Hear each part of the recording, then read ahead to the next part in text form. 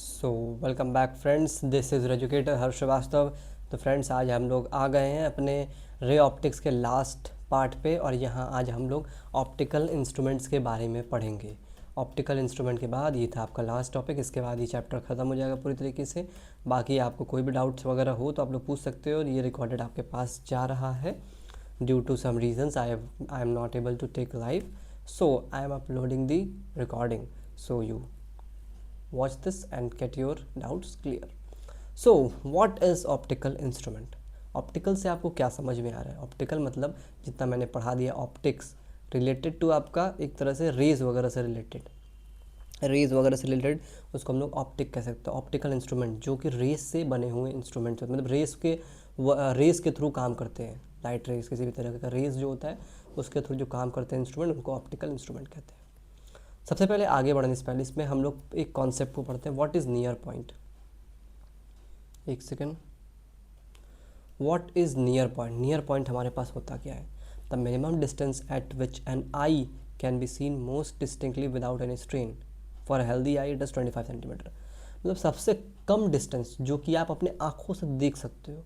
जब आप अपने आँखों से आसमान में खड़े हो जाओगे, मतलब छत पे खड़े हो जाए, छत पे खड़े होने के बाद दूर तक आप देखते हो, जहाँ तक आपको एकदम विजिबिलिटी एकदम अच्छी हो, अच्छे से आपको हर एक चीज़ अच्छे से दिखाई दे एकदम प्रॉपर, तो वो आपका नियर पॉइंट होता है। जैसे कि फॉर हेल्दी नॉर्मल आई के लिए 25 सेंटीमीटर, 25 सेंटीमीटर तक अपनी आंखों से दूरी 25 सेंटीमीटर तक आप प्रॉपर देख सकते हो। उससे आगे थोड़ा ब्लर दिखाई देने लगा कि दिखाई देगा, लेकिन और हमारी आंखों का एक चीज़ और है, हमारी आंखों का जो कि क्या कह सकते हैं, अरे पिक्सल क्या कहते हैं यार, जो फ़ोन में होता है हमारे आजकल, 25 मेगापिक्सल कैमरा, 30 मेगापिक्सल, 100 मेगापिक्सल। तो हमारे आँख का जो मेगापिक्सल होता है वो इन्फिनिटी होता है। हमारी आँख बहुत दूर तक, इन्फिनिटी तक देख सकती है। अगर आपको इसका एग्जांपल लेना है तो आसमान में आप देखते हो, आसमान कितना दूर है, स्पेस कितना दूर है आपसे, फिर भी आपको दिखाई देता है। लेकिन वहाँ पे आसमान में ऊपर एक स्पेस शटल घूमता रहेगा, उस पर अगर कुछ लिखा रहेगा, मान लीजिए इंडिगो एयरलाइंस आसमान में है, लिखा हुआ है, वो इंडिगो एयरलाइंस आपको लिखा हुआ नहीं दिखाई देगा, तो वो आपका नियर पॉइंट नहीं हो गया। आपका नियर पॉइंट वो हो गया जहाँ पे आपको चीज़ें अच्छे से पढ़ने में विजिबल हो, दिखाई दे अच्छे से, ब्लरी ना हो। और वैसे अगर देखोगे तो आप जो हो, इन्फिनिटी तक आपकी पावर है देखने के लिए, ठीक है। तो यही होता है आपका नियर पॉइंट। अब इसमें हम लोग बात करते हैं नियर पॉइंट के बाद सिंपल माइक्रोस्कोप की। What is simple microscope? तो इसका एक हम लोग पहले छोटा सा डायग्राम बना लेते हैं सिंपल माइक्रोस्कोप का। मान लीजिए हमारे पास एक कन्वर्जिंग लेंस है, ठीक, ये आपका एक कन्वर्जिंग लेंस है, और ये आपका स्ट्रेट लाइन है इस तरह से, और इसके बाद ये है आपका ऑप्टिकल सेंटर, ठीक, और ये आपका एफ है फोकल लेंथ, और ये ए, यहाँ पे ये आपका ऑब्जेक्ट रखा हुआ है। सपोज़ कीजिए आपका ऑब्जेक्ट रखा हुआ है, तो हुआ क्या, हमारे पास ऑब्जेक्ट यहाँ पे रखा हुआ है, ऑब्जेक्ट से हमारे पास ये रेज जा रही है। एक रे यहाँ पे गई, इस तरह से ये कटते हुए गई यहाँ पे, ठीक। एक रे हमारे पास ऑप्टिकल सेंटर से जाएगी इस तरह से। अब आप कहोगे कि ये रेस जहाँ मीट करती है वहीं पे हमारे पास इमेज बनती है ना, तो इमेज सामने तो बनेगी नहीं, तो ये रेस पीछे जाएंगी। इसको मैंने अच्छे से उतना बनाया नहीं है, ये रेस पीछे आपकी जाएंगे। पीछे जाने के बाद ये यहाँ पे जाकर मीट किया, जिस जगह पे इसने मीट किया उसी जगह पे आपका इमेज फॉर्म हो जाएगा। मान लीजिए ए है, ये बी है, तो ये ए डैश है, ये बी डैश है। ये है हमारे पास सिंपल माइक्रोस्कोप। इसमें कि कन्वर्जिंग लेंस लगा होता है स्मॉल फोकल लेंथ का, फोकल लेंथ इसका ये रहा, यहाँ से सेंटर तक यहाँ तक का डिस्टेंस, स्मॉल फोकल लेंथ इसमें होता है, ठीक। It is the converging lens of small focal length. Case one क्या होता है, सॉरी केस वन क्या होता है, थोड़ा तबीयत ठीक नहीं है ले चलता है फिर भी। Case one when image is formed at the near point, near point पे जब हमारे पास मतलब डी पर फॉर्म करता है, ये जो डी जहाँ पर हमारी आंखें क्लियरली देख सकें, उस पॉइंट पे अगर में हमारे पास इमेज फॉर्म होती है तो उस केस में मैग्नीफिकेशन क्या होता है सर? क्या होता है मैग्नीफिकेशन? लिखा हुआ है आपके पास, m is equal to 1 + d/f, ठीक है, इतनी बात क्लियर है? ओके सर, मज़ा आ गया।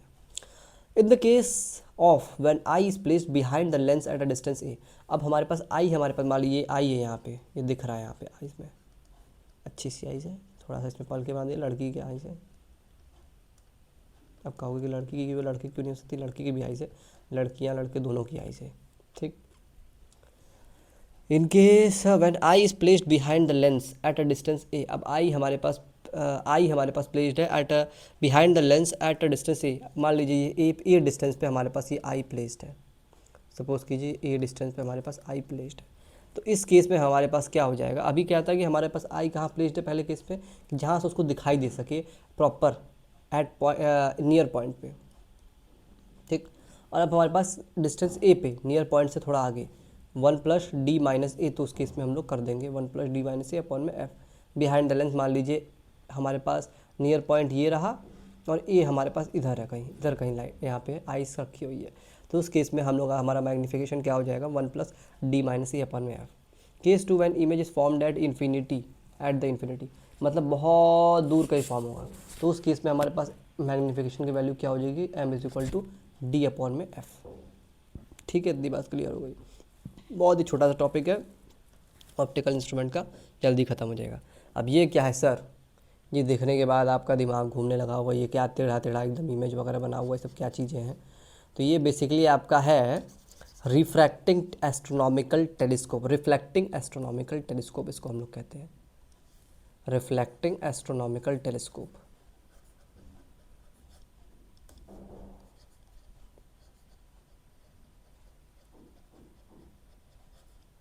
रिफ्लेक्टिंग एस्ट्रोनॉमिकल टेलीस्कोप, ये हो गया हमारे पास। ये बेसिकली होता क्या है, these telescope form image free from the chromatic aberration और स्फेरिकल एब्रेशन। अब व्हाट इज क्रोमेटिक और स्फेरिकल एब्रेशन, इसके बारे में भी हम लोग डिस्कस करते हैं, पहले लिख लेते हैं इसको कि रिफ्लेक्टिंग एस्ट्रोनॉमिकल टेलीस्कोप होता क्या है। These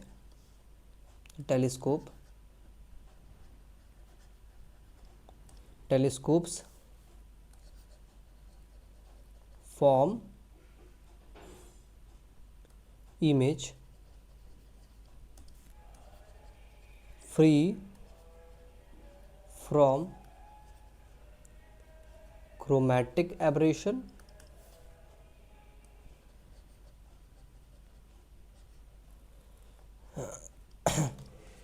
and spherical aberration।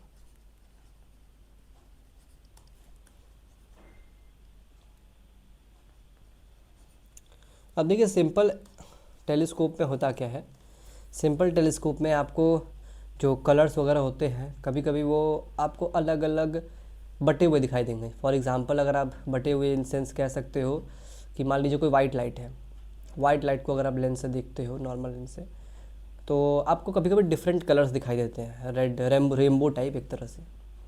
तो रिफ्लेक्टिंग एस्ट्रोनॉमिकल टेलीस्कोप में इस चीज़ों को ओवरकम किया गया। व्हाट इज क्रोमेटिक एबरेशन, इस केस में क्या होता है कि जो हमारे पास लेंस में जो हमारे पास डिफरेंट एक ही पॉइंट पे हमारे पास, एक सेकेंड,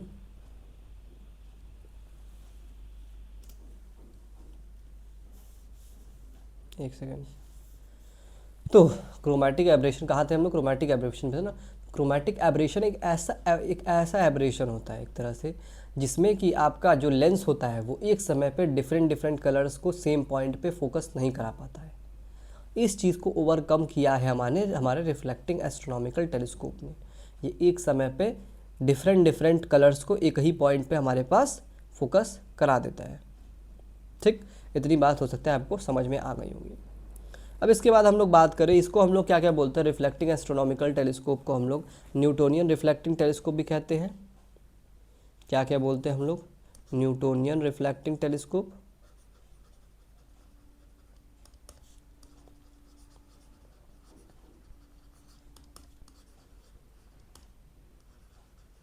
न्यूटोनियन रिफ्लेक्टिंग टेलीस्कोप भी बोलते हैं, और क्या बोलते हैं इसको, कैसग्रेनियन रिफ्लेक्टिंग टेलीस्कोप, कैसग्रेनियन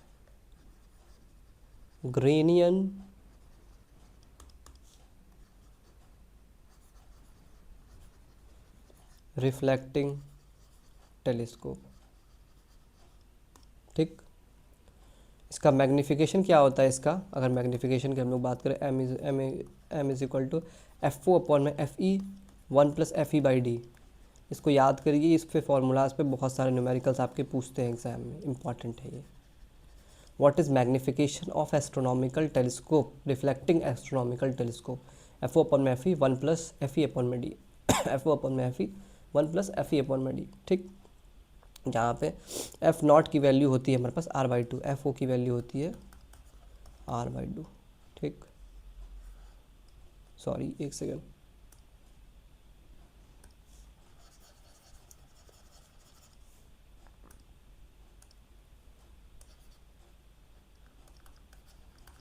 ठीक, हो गया इतनी वाला। नेक्स्ट चीज़ हमारे पास क्या है, रिफ्रैक्टिंग एस्ट्रोनॉमिकल टेलीस्कोप। अभी हमने रिफ्लेक्टिंग के बारे में पढ़ा था, अब हम लोग पढ़ेंगे रिफ्रैक्टिंग एस्ट्रोनॉमिकल टेलीस्कोप। कहाँ गया भाई,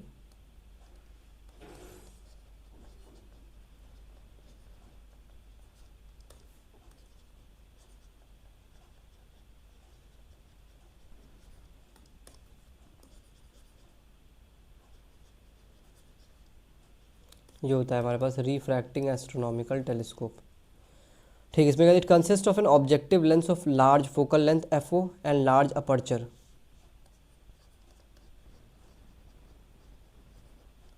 it consist of an objective lens of a large focal length FO and large aperture.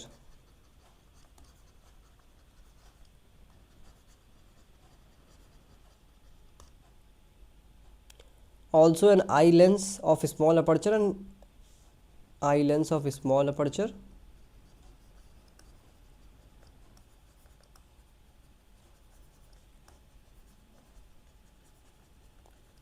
and focal length.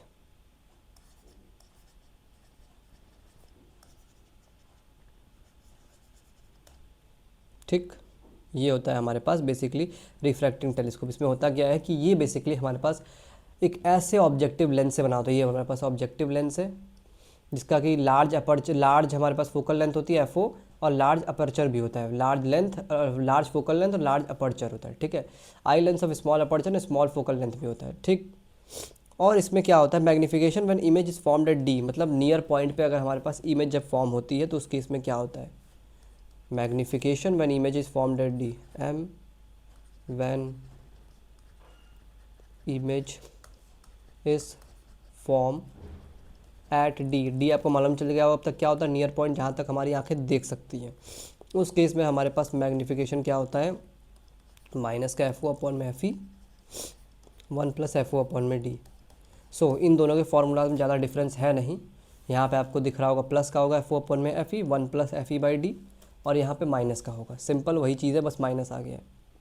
और इसमें लेंथ जो होता है टेलीस्कोप का क्या होता है, length of telescope mod of FO plus FED upon में FE प्लस का D हो जाएगा, ठीक, ओके। अब सेकंड केस क्या होगा, जब हमारे पास इमेज फॉर्म होगा at infinity, image formed at infinity. अगर हमारे पास इमेज फॉर्म होता है इन्फिनिटी पे तो उस केस में मैग्नीफिकेशन क्या होता है, सिंपल FO अपॉन में FE हो जाएगा, और लेंथ हमारे पास क्या हो जाएगा, FO प्लस का FE, ठीक। अब आप पूछोगे कि हमारे पास केस सर बताइए कि D पे हमारे पास और इन्फिनिटी पे कब इमेज फॉर्म होती है। जैसे कि आप लोग देख सकते हैं इस इमेज में अगर आप देखोगे, एक सेकेंड, तो ये आपको दिख रहा होगा जब इमेज हमारे पास फाइनल इमेज इन्फिनिटी बन रही है तो इस केस में हमारे पास जो मैग्नीफिकेशन होता है वो उसका फॉर्मूला ये होता है माइनस का FO अपॉन में FE। अब जब फाइनल इमेज हमारे पास D पॉइंट पे बनता है, मतलब जहाँ पे हमारी आंखें जो है नॉर्मल क्लियरली देख सकती हैं, तो उस केस में हमारे पास मैग्नीफिकेशन माइनस का FO अपॉन में FE 1+FE/D FO/D होती है, ठीक। इतना केसेस हमारे पास हो चुके हैं। नेक्स्ट आता है हमारे पास resolving power of telescope.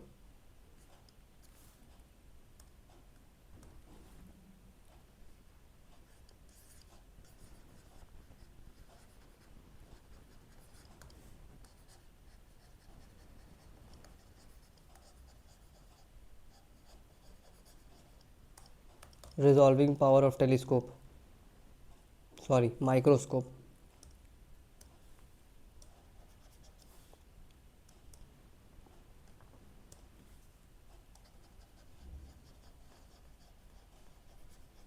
Resolving power of microscope क्या होता है? 1/d is equal to, sorry तबीयत थोड़ी ठीक नहीं है भाई।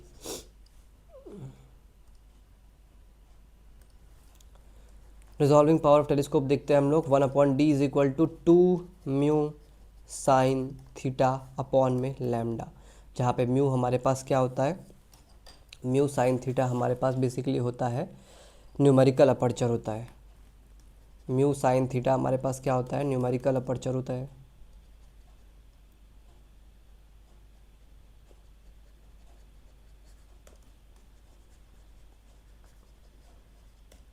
ठीक है, और थीटा क्या होता है, semi vertical angle of cone formed object,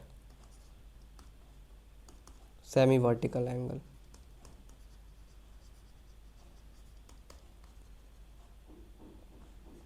ठीक है, ये हमारे पास लैम्डा क्या होता है, वेवलेंथ होता है। और कुछ रह गया बताने के लिए इसमें? डी क्या होता है, minimum distance between two object whose image can be seen through microscope, minimum distance between two object.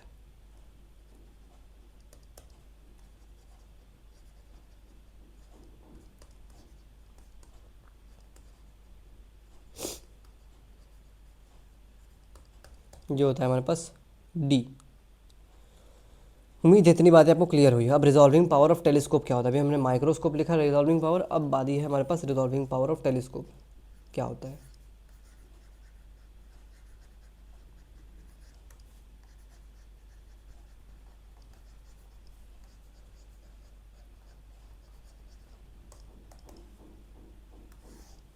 ये होता है बेसिकली हमारे पास डी अपॉन में 1.22 लैम्डा।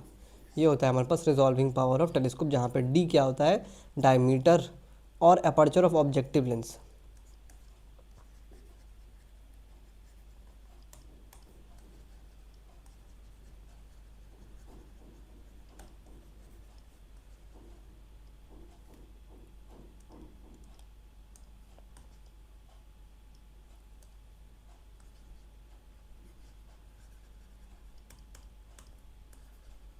ठीक, उम्मीद है यहाँ तक आपको चीज़ें समझ में आ गई होंगी। एक और चीज़ आप याद रखिए, रिजोल्यूशन ऑफ टेलीस्कोप क्या होता है, ये आपको कभी कभी दे देता है एग्जाम में, पूछ देता है अक्सर करके कि एमसीक्यू वगैरह में हर जगह रिजोल्यूशन ऑफ टेलीस्कोप क्या होता है।